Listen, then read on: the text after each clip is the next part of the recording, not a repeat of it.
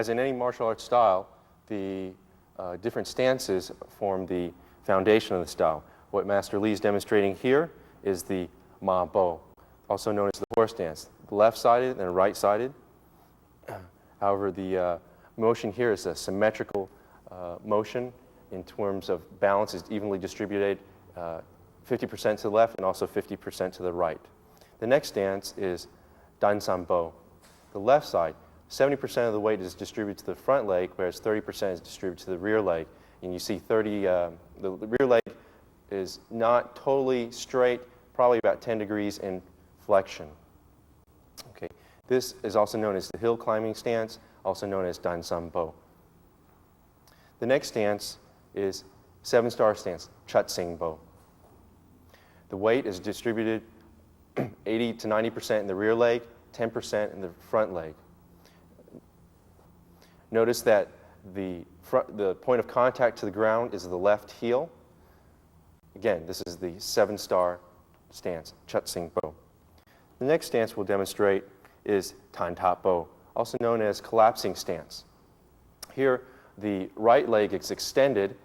The rear leg carries, again, 80% of the weight. The right leg carries about 20% of the weight. And alternatively, on the other side, the Tan Tap Bo, again, also known as collapsing stance. 80% of the weight is on the right leg, 10%, about 20% on the left leg. The next stance is what we call the circle entering stance, which is Yat Wan Bo. Left side.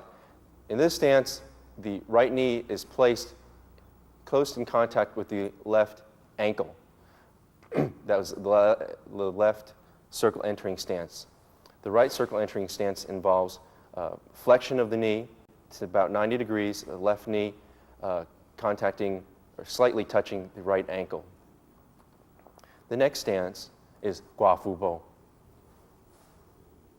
tiger riding stance. Here, 90% of the weight is distributed in the rear leg and 10% in the front leg.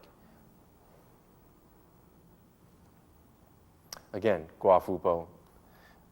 This stance enables easy kicking and different transitions as in retreating and advancing. Next stance would be Lao Ma Bo, which is the cross leg stance. Here involves a twisting motion of the torso, the left knee touching the posterior aspect of the right knee, and also the other side. Lao Ma Bo. This action is used in twisting and generating power in offensive and defensive fashion.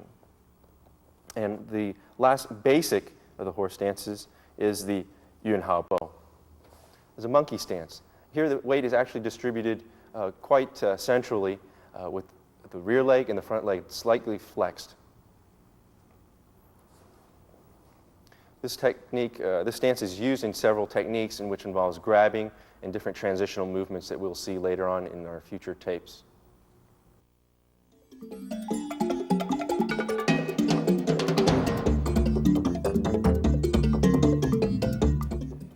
Now, if you've already learned your basic stances, the next step are utilizing the stances in what we call stance drills, including movement.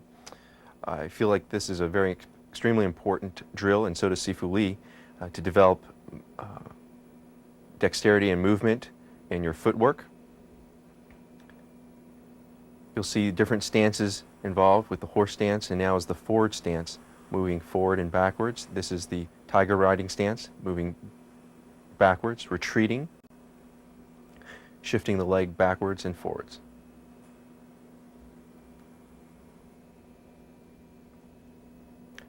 The stance drill, horse stance drill, shifting to the right and also to the left, involving elbow strikes.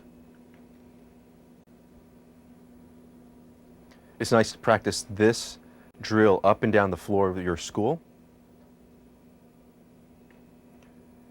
Next stance drill is the forward stance.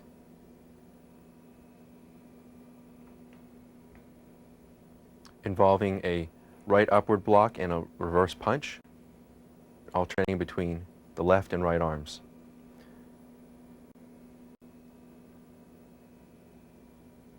Tiger riding stance, retreating, in a ready position.